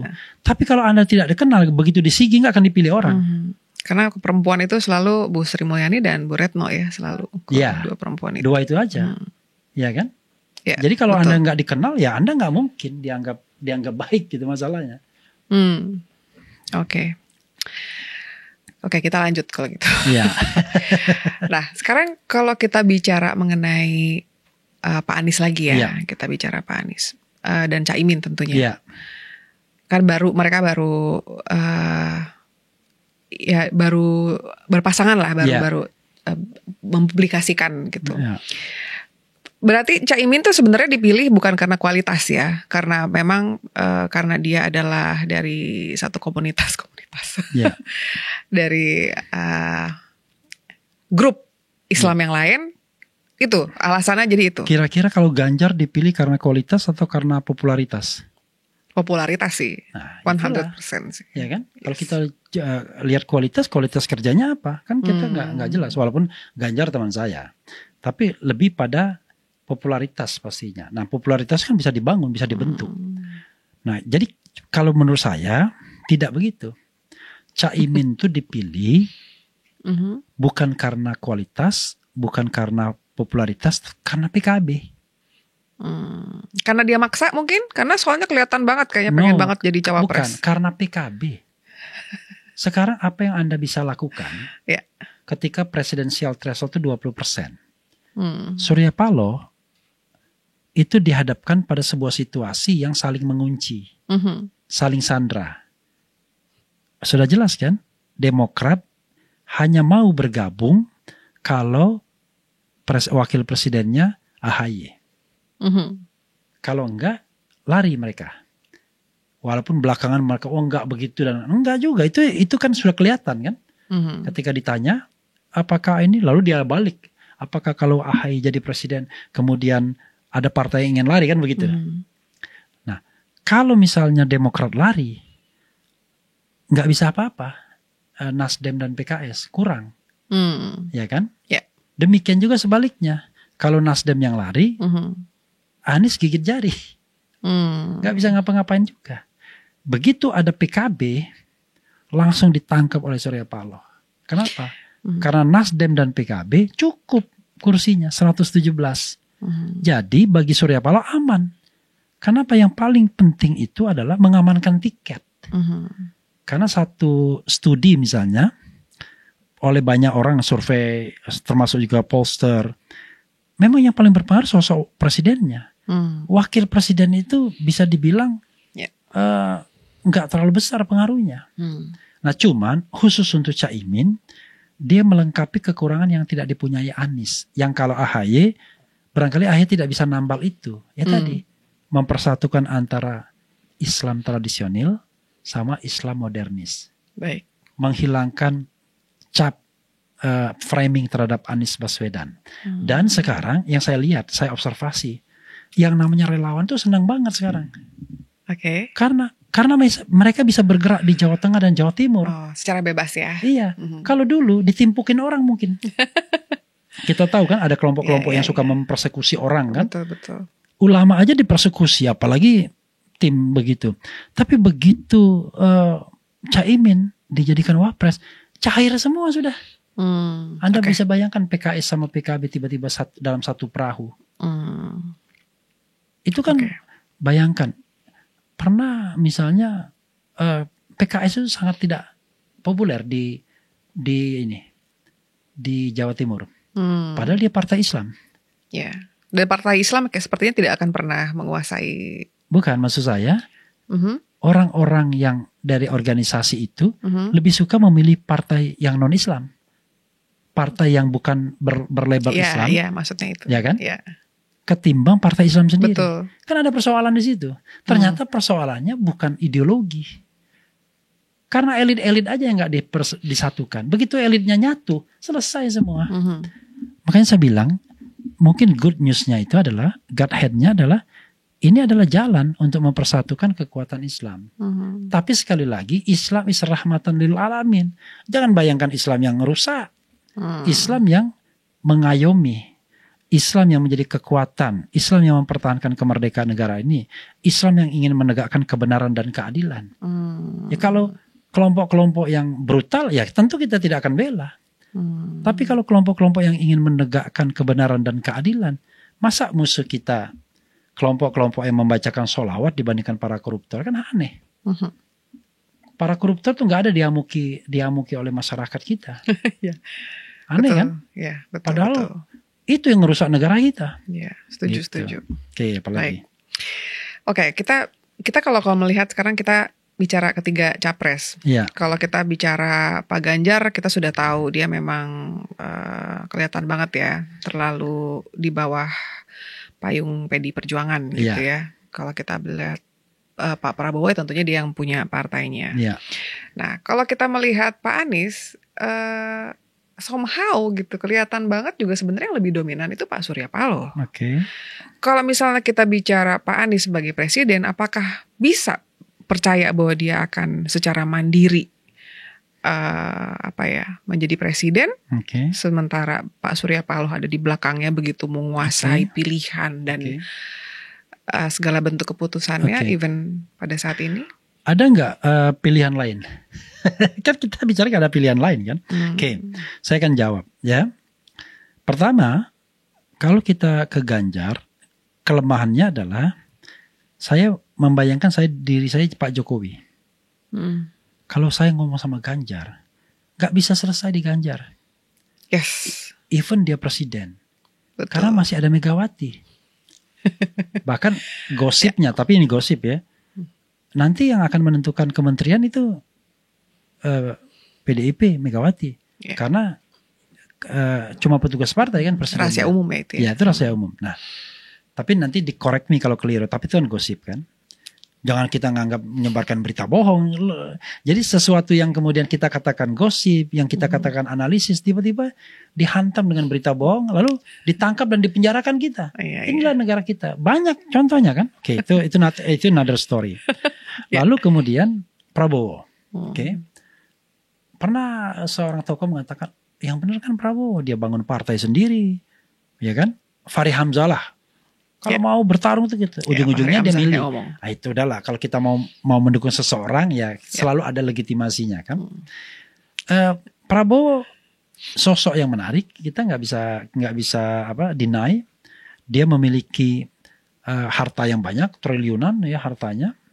Kemudian dia juga punya saudara yang pebisnis. Nah, pertanyaannya adalah dia mungkin tidak disetir oleh oligarki.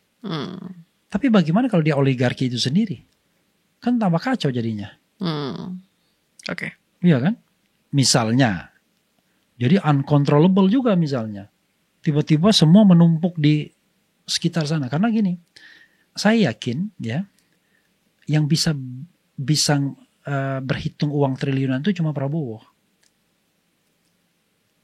Ya kan? Artinya kalau dikasih proyek besar triliunan, dia tahu.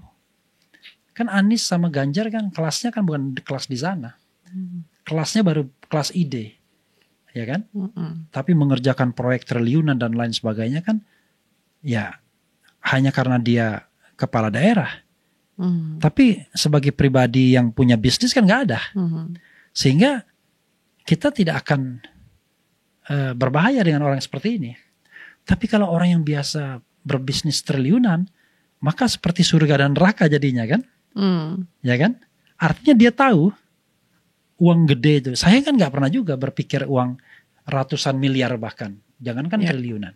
Sehingga nggak akan berbahaya. Saya disuruh jadi komisaris utama dengan proyek triliunan pun saya nggak akan tergoda. Karena saya juga nggak paham bagaimana orang bisa. Biasanya katanya harus di depan mata dulu Bang. Baru. Ya I don't know exactly. Jadi main sana main sini kan nggak ngerti kan. Nah karena itu ketika kita khawatir bahwa Surya Paloh akan mengendalikan Anies, it could be possible. Tapi itu Anda mengandaikan kalau Anies itu bodoh banget. Kita harus bedakan antara menghormati, ya kan, kemudian mutualisme sekarang ini, ya kan, dengan bodoh banget. Ya Anies pasti butuh Surya Paloh sekarang. Betul.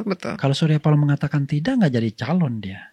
Satu. Yang kedua, Anies butuh dukungan Surya Paloh juga tidak hanya partai politik, tapi juga kemampuan finansialnya. Pasti. Ya kan? Kalau enggak, dari mana caranya? Nah, karena itu sekarang ini mereka adalah sosok yang saling membutuhkan. Bagaimana kalau jadi?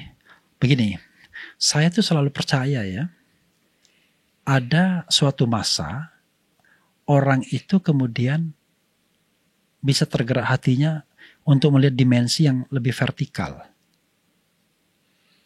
Jadi saya gini.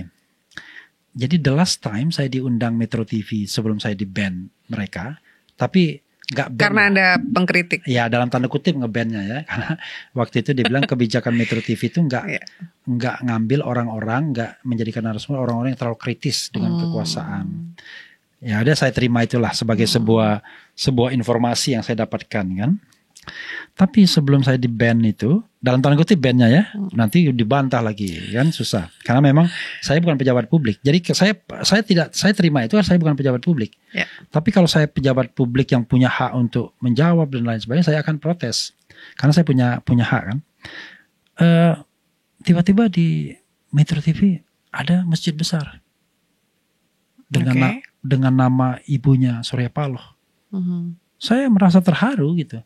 Paling tidak ada kesadaran spiritual juga saya lihat di diri seorang Surya Paloh. Bulan yang lalu saya ketemu, untuk pertama kalinya saya bermain di Nasdem Tower. Untuk pertama kalinya loh.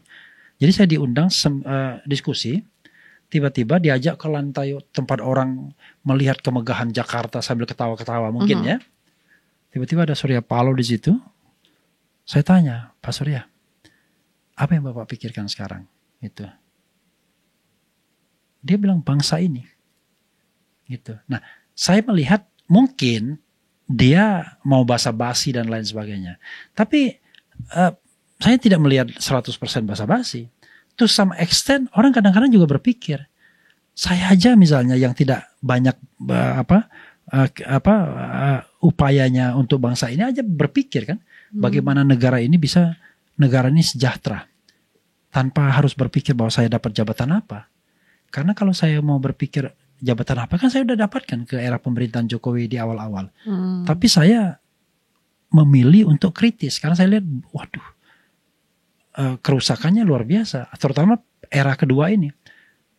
Kita harus jujur, pada era kedua ini kan semua indikator kan menurun kan. Indikator demokrasi nurun, kebebasan nurun, korupsi turun gitu. Padahal era pertama tuh bagus tuh. Sampai 2019 IPK kita 40 itu the highest point. Tapi sekarang 34 itu warisan pemerintahan SBY saja. Nah, saya saja punya keinginan itu. Kan bagi saya kalau negara ini demokratis enak kita nge-YouTube ya kan, tanpa harus dikasih jabatan. Kalau sekarang kita asik-asik nge-YouTube bahkan merelay, tiba-tiba ada yang mengadukan kita menyebarkan berita bohong dan ujaran kebencian kan. Bingung kita. Sama seperti misalnya podcast ini. Untuk tidak live kan. Kalau saya kan selalu live. Tiba-tiba ada orang yang mempermasalahkan. Kita dianggap menyebarkan ujaran kebencian atau berita bohong. Pusing lah kita. Padahal demokrasi kan tidak begitu. Kalau misalnya kalau kita bicara mengenai pendapat. Ya balas juga dengan pendapat. Minta Geolive bilang, kami minta hak jawab, apa yang disampaikan Refli tidak benar. Ya, kan gitu. Kan begitu. Tapi gak bisa kita minta begitu. Iya. Yang terjadi adalah Anda ngadu ke Bareskrim. Dan banyak yang ditangkap, ditahan. Bayangkan, kayak Anton Permana misalnya. Menulis TNI ku sayang, TNI ku malang. Membandingkan nasib TNI dan Polri di era reformasi ini. Dianggap menyebarkan berita bohong, bayangkan. Padahal dia bikinnya dengan referensi. Betul. Sahgana Nenggolan, Jumhur Hidayat mengkritik Omnibus Law. Dan jangan lupa Omnibus Law itu dibenarkan oleh MK kan, dibatalkan kan. Walaupun dibikin perpu lagi. Kena juga. Kalau nggak bisa lapor, lempar botol gitu. Atau misalnya kalau yang paling sial itu Habib Rizik. Cuma gara-gara bilang bahwa dirinya sehat, menyebarkan berita bohong juga. Lebih lama kenanya. Kalau yang lain 10 tahun, 10 bulan, dia cuma 2 tahun. Kalau yang lain cuma 10 bulan, dia 2 tahun. Hanya bilang kondisi saya baik-baik saja. Coba bayangkan. Nah, tentu kan ini bukan negara yang kita dambakan. Negara yang kita dambakan itu negara yang demokratis. Negara yang adil, negara yang sejahtera. Bahkan saya menambahkan negara yang religius. Jadi religius itu tidak berarti hanya ritual, ya. Tapi religius itu di mana nilai-nilai agama itu menjadi bagian dari hidup kita. Jadi gini, kalau di Amerika misalnya, karena saya pernah di sana juga ya, walaupun tidak lama, mereka nilai itu dibentuk dari hukum. Nilai-nilai hukum. Kalau kita bukan hukum yang dominan sebenarnya. Nilai-nilai agama dan kesusilaan. Itu yang dominan membentuk kita. Karena dari kecil nilai itulah yang dikenalkan kepada kita. Ketika kita, kalau muslim kan, kalau dia bayi diazankan. Udah belajar menghormati orang tua, itu nilai agama semua itu kan. Begitu dia sekolah belajar PMP dulu. Kalau sekarang nggak ngerti apa pelajarannya kan, Pancasila. Ya kan? Hukum itu nanti setelah dia lebih dewasa bergaul keluar baru kemudian nilai-nilai hukum. Sehingga menurut saya ya kita harus menjadi masyarakat yang itu religius, yang demokratis, yang adil, yang sejahtera. Saya kira 4 itu kunci kita. Tapi kalau melihat kebiasaan masyarakat Indonesia zaman sekarang ya, kembali lagi gitu, kalau kita bicara kita tidak sedemokratis itu gitu kan ya, untuk bicara, untuk mengeluarkan pendapat dan lain-lain, berekspresi dan lain-lain. Berarti kan kondisinya sebenarnya kembali ke masyarakat ya, masyarakat yang susah disiplin, masyarakat yang susah diatur, yang mungkin bahkan ketika ada hukum, ketika ada undang-undangnya pun susah sekali untuk nurut gitu. Bukankah artinya kita butuh pemimpin yang tegas untuk membuat masyarakat Indonesia nurut gitu? Iya. Pemimpin yang tegas itu siapa? Itu satu. Yang kedua, kalau kita membentuk society masyarakat, kenapa mudah sekali menyalahkan masyarakat? Kalau saya selalu yakin, masyarakat kita ini paternalistik. Masyarakat kita ini adalah masyarakat yang suka mencontoh dari pimpinannya. Sebenarnya kuncinya bukan di masyarakat, kuncinya di pemimpin. Kalau dia bilang misalnya, betul, primus inter pares, itu kuncinya di sana. Lalu dan di elit politik. Tapi bukan tegas. Tegas itu mengandaikan Anda mau menghukum orang. Bukan. Tapi pemimpin yang memang punya komitmen. Dia contohkan dirinya bersih. Itu dulu. Jadi kalau misalnya gini, kita ingin masyarakat tidak korup. Ya Anda dulu tidak korup. Misalnya kita ingin masyarakat kita demokratis yang berakhlak. Ya Anda dulu contohkan. Kenapa? Kalau Anda memberikan contoh yang baik, maka insya Allah nanti akan mudah trickle down effect-nya. Tapi kalau misalnya, ini mohon maaf ya, kita bicara tentang sebuah politik yang sehat. Tapi dinasti politik terjadi. Ya kan? Oh, tapi kan itu kan pemilihan tergantung. Ya siapa bilang pemilihan? Kan semua partai bisa dibeli. Ya kan? Beli semua partai, tinggalkan calon independen, pemilihan ya menang lah. Coba kalau seandainya kita membangun sistem politik yang sehat. Misalnya sistem politik yang sehat itu adalah tidak ada threshold. Putra-putra terbaik berkompetisi. Betul. Ya kan? Sehingga lalu pemilunya jujur dan adil. Pemilihan itu betul-betul dikawal dengan baik. Belum tentu terpilih. Ya kan? Karena itu mengandaikan Anda akan melewati jalan terjal untuk berkompetisi. Sama seperti saya, ada partai politik yang menyuruh saya menjadi anggota legislatif. Enggak mau saya. Karena saya menganggap saya belum siap untuk untuk menjadi. Belum ada tawarannya mungkin. Bukan. Tawarannya sudah. Oke. Bahkan 3 partai. Saya punya peluang mulai dari partai besar, ya kan? Partai yang tidak kelihatan ininya, partai yang harganya belum pas mungkin, Bang? Harga apa? Orang seperti saya kan nggak mungkin dia rekrut dengan bayaran kan? Karena kan saya punya, to some extent kan saya punya kekuatan sendiri kan? Saya punya media, ya kan? Paling tidak saya tidak modal 0-0 banget kalau jadi calon anggota DPR kan?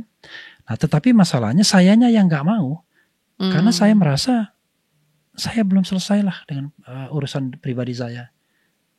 Iya kan? Karena itu saya menghimbau kepada siapapun yang mau jadi calon anggota DPR, Anda harus selesai dulu dengan kehidupan Anda. Baru Anda berpikir melayani dan mewakili orang lain. Loh, kalau Anda nggak punya pekerjaan, uang masih kadang ada kadang enggak, banyak masalah pribadi gitu ya, untuk nyalon Anda ngutang dulu.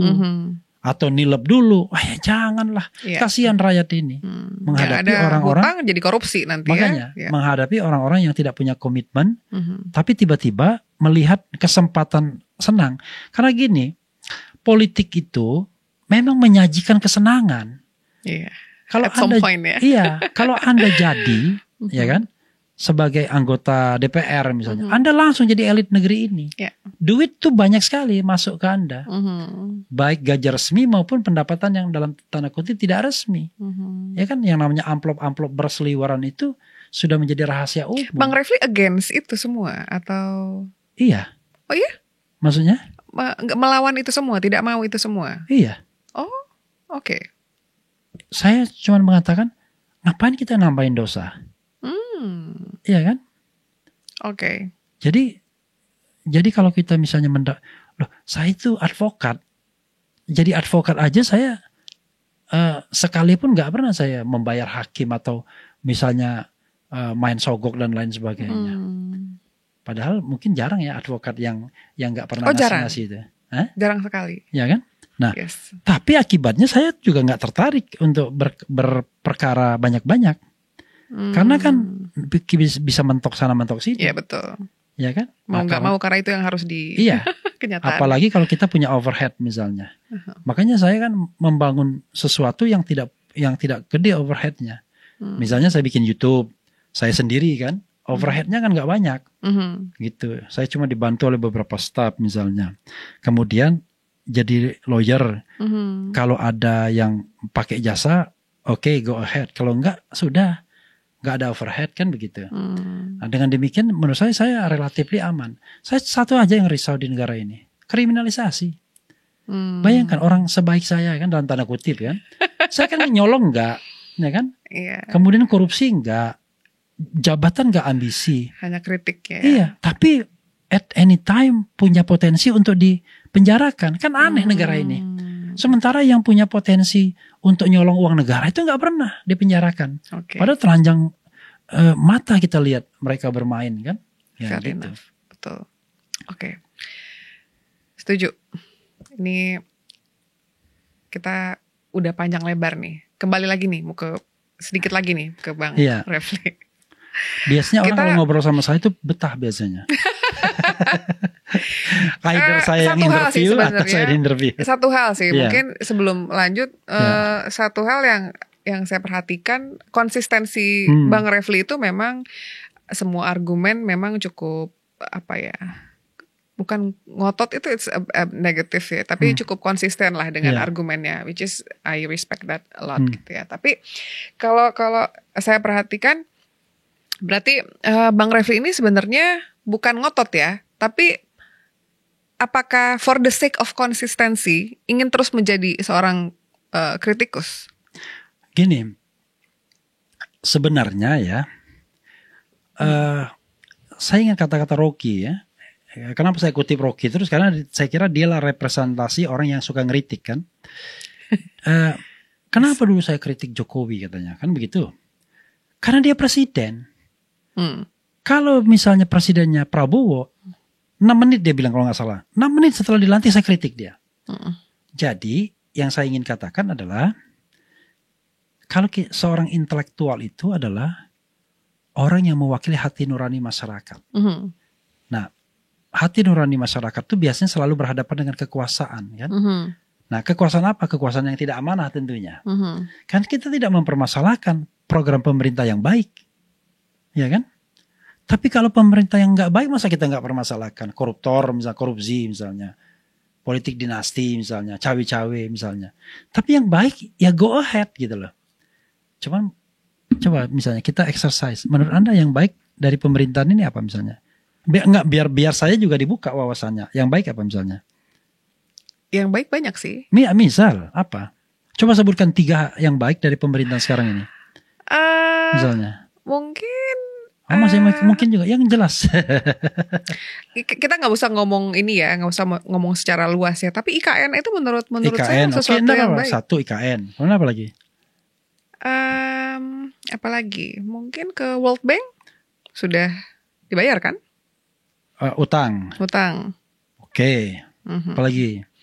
Apalagi ya? Mungkin sorotan dunia terhadap Pak Jokowi juga positif.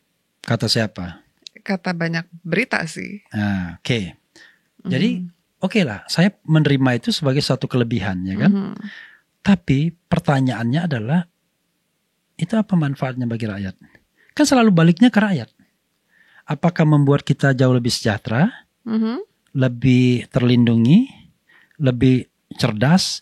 Jadi semua hal yang dilakukan pemerintah itu harus ujungnya untuk rakyat. Setuju. Jadi kalau misalnya indikator ekonominya kita lebih banyak, kemiskinannya masih banyak, kemudian tingkat pendapatan per kapita kita rendah sekali, cuma 4.000 misalnya, 4.000-an lah, 4.000 US dollars misalnya, dibandingkan dengan Singapura yang 75.000. Infrastruktur kan banyak ya Bang? Oke, infrastruktur. Nah, tapi kan akhirnya jelas infrastruktur itu kan tujuannya untuk kesejahteraan rakyat. Ya. Nah, saya misalnya pernah ngomong sama ekonom, jalan tol misalnya. Saya kan ikut juga sebagai pernah jadi komisaris utama jalan tol. Tapi kan saya harus melakukan autokritik. Apakah jalan tol itu adalah jawaban bagi kesejahteraan masyarakat? Itu persoalannya. Nah, jawaban kesejahteraan masyarakat itu bisa tercapai kalau dengan adanya jalan tol, barang dan jasa itu lebih mudah dan lebih murah. Kan begitu? Karena tujuannya kan untuk melancarkan arus barang dan jasa.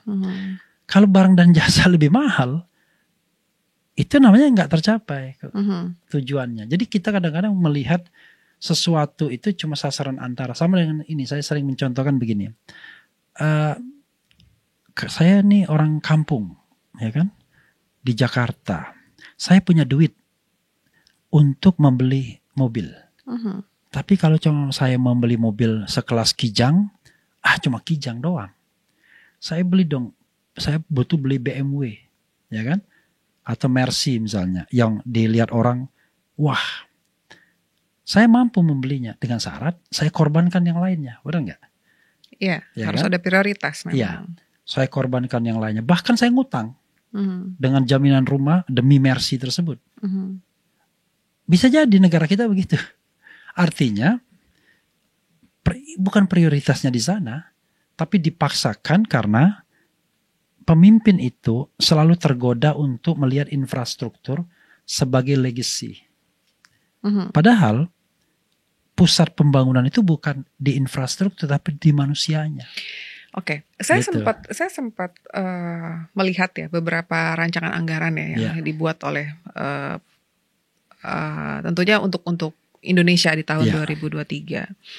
Sebenarnya cukup bagus gitu di pendidikan dan lain-lain. Memang tapi kalau kita bicara mengenai problem bangsa ini kan kita tidak bisa menyalahkan presidennya saja. Karena tentu saja anggaran daerahnya yang dikorupsi gitu ya. Banyak sekali faktornya gitu. Kita tidak bisa nyalahin satu orang aja untuk hal itu gitu kan. Jadi apakah itu menjadi sebuah kita nggak, menurut Bang Refli apakah itu menjadi sebuah patokan kalau salah satu presiden yang salah gitu, padahal sebenarnya banyak koruptor, anggaran daerah yang tidak. Sekarang saya tanya, kira-kira kita berapa ribu orang yang mau kita salahkan? Kan nggak selesai masalahnya. Oke, lalu kalau kita bicara mengenai jadi pertanyaannya sebenarnya bahasanya bukan menyalahkan. Jadi kita mengarahkan kritik kita tuh kepada primus inter pares. Orang yang kita anggap punya kemampuan untuk mengubah ini semua. Ngapain saya mengkritik Gubernur DKI yang cuma diangkat Pak Heru, ya kan? Dia kan tidak menentukan sesuatu yang lebih independen. Jadi kita mengarahkan kritik itu kepada orang yang bisa menyelesaikan masalah. Nah kalau seorang presiden tidak bisa menyelesaikan masalah, lalu ngapain kita memilihnya? Jadi kan kita memilih orang yang terbaik, terhebat, primus inter pares untuk menyelesaikan masalah bangsa ini. Nah, tapi kan kita juga harus realistis. Makanya saya katakan harapan itu bernama Jokowi. Pernah saya tulis kan? Tapi saya menulisnya itu dengan kesadaran penuh. Kalau ekspektasi rakyat itu 100%, kan begitu? Halu itu ya. 30-40% aja udah hebat bisa direalisasikan. Tapi yang paling penting adalah sisanya tidak tercapai itu benar-benar karena sebuah kondisi yang kita butuh waktu, ya kan? Bukan sesuatu yang diacak-acak sendiri. Ya, contoh misalnya, kita kadang-kadang indikator kita tuh selalu ekonomi ya. Karena padahal indikator politik, hukum, sosial, budaya itu penting, juga penting. Saya kasih contoh. Saya tidak pernah merasa bangsa ini terbelah sebelumnya seperti sekarang ini. Bahkan di zaman Orde Baru pun, karena saya pernah mengalaminya, enggak terbelah kok. Gitu. Kompak tuh zaman Orde Baru. Maksudnya kompak, satu rezim ya kan yang otoriter, satunya civil society yang dibelenggu, ya kan? Sehingga perlawanannya itu diametral tuh. Makanya kemudian terjadi reformasi. Kalau sekarang kan enggak. Kalau sekarang ini ada kelompok masyarakat yang pro negara, yang dipelihara dalam tanda kutip, ada kelompok masyarakat yang dianggap pembenci negara. Dan diadu-adu terus mereka ini. Gitu. Padahal once Anda terpilih, kan Anda adalah Presiden Republik Indonesia, bukan presiden kelompok tertentu. Nah, kalau saya mengatakan begini, besok ini kan konsep ya, mudah-mudahan konsep seperti ini kan tidak menjadi masalah secara hukum. Masa mengemukakan konsep jadi masalah? Saya menginginkan nanti besok siapapun yang terpilih bubar tuh relawan. Relawan itu kan untuk memenangkan presiden, kemenangan presiden. Bukan untuk ikut cawe-cawe dalam pemerintahan. Kalau dalam pemerintahan kan sudah ada instrumen pemerintahan. Mau apa? Semuanya ada kan? Ada menteri luar negeri, menteri dalam negeri, menteri hukum dan HAM. Masa kemudian kita selesaikan dengan jalur yang informal? Gawat negara ini kalau seandainya segala sesuatu itu diselesaikan secara informal. Ada relawan yang minta izin perang misalnya. Kan aneh banget. Loh, dia nggak sadar yang dia minta izin itu adalah Presiden Republik Indonesia, bukan presiden para relawan. Karena itu bubarkan relawan kalau dia terpilih. Kedua, cabut itu Undang-Undang 1 1946 mengenai penyebaran berita bohong yang banyak memenjarakan aktivis, ulama dan masyarakat. 3, buang presidensial threshold kalau kita mau menumbuhkan calon-calon pemimpin yang terbaik di masa depan. Ya kan? Dan lain-lain. Penting juga mudahkan dan murahkan politik agar orang mau berpolitik gitu. Kalau enggak, orang enggak mau berpolitik. Masa saya harus investasi 5 miliar untuk gaji yang 5 miliar juga, kan enggak masuk akal. Padahal 5 miliar itu kan dipakai makan juga. Akhirnya apa? Saya cari kelebihan dong dengan korupsi kalau begitu caranya. Apalagi kalau investasinya nggak tanggung-tanggung sampai 20 miliar untuk menjadi anggota DPR misalnya. Kan sinting namanya. Ya kan? Take home pay DPR, let's say misalnya 100 juta per bulan. Let's say ya. Dikalikan 12, 1,2 triliun. Kalikan 5 tahun, 6 triliun, 1,2 miliar. Kalikan 6 tahun, 6 miliar. Lalu investasi politik saya 20 miliar, kan gak masuk akal. Lalu dari mana saya kelebihannya? Nyolong lah akhirnya. Kan begitu. Nah itu common sense saja. Karena itu tidak akan pernah ada orang yang amanah untuk duduk dalam kekuasaan seandainya politik ini masih masih mahal dan brutal seperti ini. Gitu. Anda setuju pasti karena Anda kan merasakan itu pasti. Ya, setuju. Makanya semua gitu. Ide itu, gagasan itu, gitu. Itu setuju sekali. Karena kan kalau Anda misalnya punya pengalaman di politik kan ketahuan bener kan. Kalau kita nggak punya modal, ya udahlah. Banget, betul. Lebih baik kita mundur aja. Karena belum apa-apa udah bilang. Anda punya peluru nggak? Punya modal nggak? Dan modalnya nggak kecil, 1, 2, 3 M itu udah pasti. Itulah kenapa banyak yang naik. Itu sebenarnya nggak berkualitas. Yang penting punya modal ya. Iya. Dan nggak pernah turun ke rakyat juga. Yang penting bagi-bagi amplop. Nah, kembali kepada pertanyaan tadi ya. Karena Anda mengatakan, wah ini masyarakatnya begini. Enggak. Masyarakat itu dibentuk oleh elit. Karena kita paternalistik. Jadi kalau misalnya bagaimana caranya melarang money politik? Mudah. Harus ada komitmen dulu dari presiden, dari elit-elit politik untuk meniadakan itu. Caranya apa? Bikin aturan yang sekeras-kerasnya. Kalau misalnya mereka money politik, didiskualifikasi, modar mereka. Tapi kalau masih main temuan Bawaslu, ada money politik, masuk Gakumdu dan lain sebagainya, berat. Apalagi kalau Anda sudah berkuasa. Penegak hukum nggak akan go forward kalau Anda sudah berkuasa. Sudah berkuasa Komisi 3 lagi misalnya. Waduh, yang temannya Kapolri misalnya. Nah itu jadi kan di bawah ragu-ragu kan. Waduh, kalau saya tindak nanti ada apa-apa dan lain sebagainya. Pasti penegak hukum akan menolak itu. Kami objektif saja. Tapi kan masyarakat nggak bisa dibohongi. Ya kan? Emang kasus-kasus yang berita bohong apa-apa itu objektif? Ya enggak lah. Abang nggak pengen masuk Komisi 3? Kalau misalnya politiknya lurus mau. Oke. Karena untuk mengabdi kan. Karena kalau saya masuk dunia politik maka saya mengatakan bahwa saya tidak boleh dan tidak bisa lebih kaya. Kalaupun saya ada penambahan uang ya wajar aja. Karena secara wajar ya. Iya, karena uang itu memang didapatkan secara wajar dan karena full timer sifatnya, saya kan tidak boleh ada pekerjaan yang lain harusnya. Ini kan enggak. Ketika dia jadi anggota DPR, kerjaan lawyernya tambah banyak. Ketika dia jadi anggota, ketika dia jadi menteri, bisnisnya tambah gede. Lalu artinya kan dia nggak kerja. Artinya dia ada conflict of interest di sana. Nah, yang seperti ini yang menurut saya, you name it. Ada nggak orang ya setelah jadi pejabat tambah miskin, setelah masuk politik tambah miskin? Nggak ada. Yang ada adalah kaya raya. Jadi kita bisa recognize, kita bisa mengenali satu-satu orang yang kaya setelah berpolitik. Banyak banget tuh contohnya. Pertanyaannya adalah kalau dia berpolitik full timer politician, dari mana kekayaannya? Dia nggak bisnis, dia full timer politicians. Kan berarti dari gratifikasi. Dari mendapatkan saham-saham kosong kan berarti. Gitu. Dari kemungkinan besar juga dari suap-suap dan lain sebagainya. Iya kan? Gitu. Mau ngomong iya tapi gimana ya?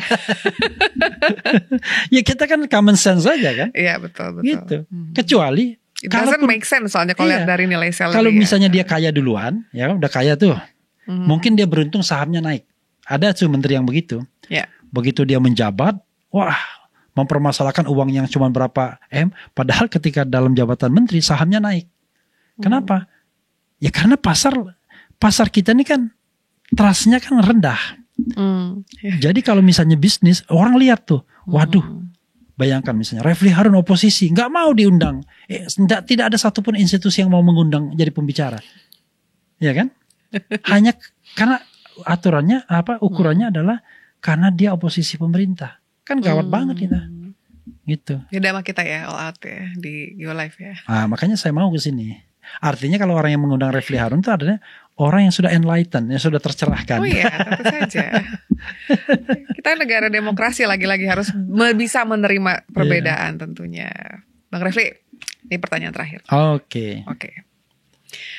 Pertanyaan terakhirnya.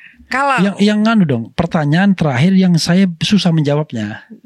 You're too smart for every question. Kita bikin yang kedua. Nanti 2024 deket-deket bakal saya undang lagi. Harus mau Bang Refli ya. Insya Allah. Saya siapin yang sulit. Ini yang terakhir. Kalau misalnya kita bicara Anies misalnya nih, that's right. Misalnya menang. Saya udah tahu tuh arah pertanyaannya. Masa? Oh iya, tapi lanjutkan aja. Kalau misalnya menang dan ternyata pemerintahannya amburadul, banyak korupsi gitu ya, dan ternyata tidak sesuai dengan apa yang masyarakat inginkan, apakah Bang Refli akan mengkritisi? Iya sama dong. Sama ya? Iya, kan kita kan tidak lihat orangnya. Baik. Kita lihat perbuatannya. Bahkan saya mengatakan kepada relawan yang saya kenal, kalau Anda mau jadi relawan, hilangkan di pikiran Anda bahwa kalau Anies menang Anda akan mendapatkan sesuatu. Karena kalau Anda sudah berpikir Anda mendapatkan sesuatu, Anda nggak akan bedanya dengan pemerintahan sebelumnya. Karena orang kalkulatif jadinya, kalkulasi. Makanya kalau misalnya orang mengatakan, wah nanti Refli Harun kalau Anies menang akan jadi menteri dan lain sebagainya.